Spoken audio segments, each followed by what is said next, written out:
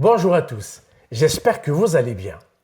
Un nouveau code pénal en Afghanistan a instauré une forme de système féodal avec des castes, des droits différents, un traitement différent, notamment sur le plan judiciaire.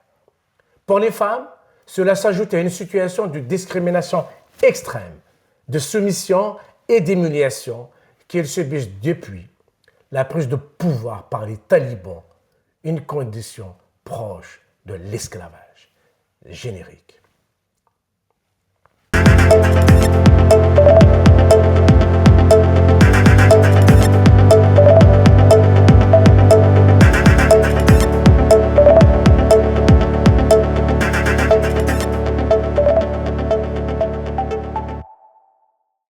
Adopté le 4 janvier dernier, un nouveau code pénal en Afghanistan vient d'être porté à la connaissance du monde entier par l'Organisation afghane de défense des droits humains Rawandare.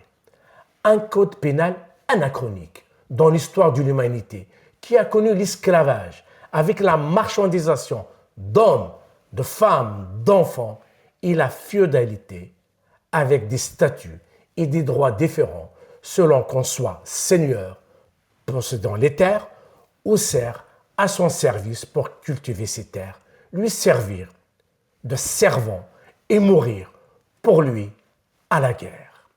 Les talibans, qui ont instauré depuis le début une théocratie d'un autre âge et n'ont cessé de réduire les libertés individuelles et collectives, vont encore plus loin avec ce nouveau code pénal qui consacre par la loi l'impunité totale pour eux et ceux qu'ils considèrent comme appartenant aux classes supérieures.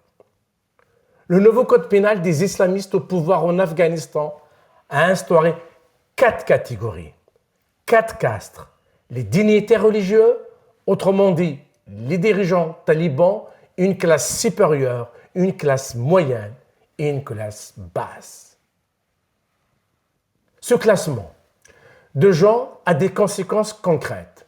Par exemple, pour un même crime, lorsqu'un dignitaire religieux recevra un simple avertissement, un membre de la classe supérieure recevra une convocation en plus d'un avertissement. Un membre de la classe moyenne peut être condamné à de la prison et un membre de la basse classe risque une peine de prison plus de châtiment corporel.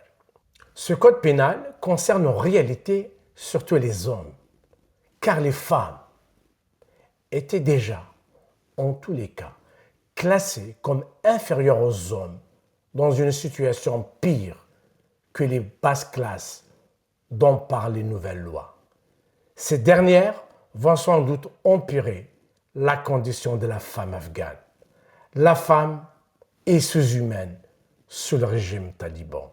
Elle n'a pratiquement aucune liberté, pas même celle de rendre visite à ses parents sans l'autorisation de son mari. Elle est invisibilisée socialement, presque sans identité individuelle, sans visage dans l'espace public. Le statut de la femme en Afghanistan est proche de celui de l'esclavage. Je vous remercie de m'avoir écouté.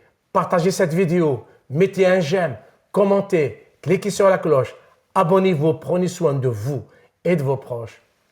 À très bientôt.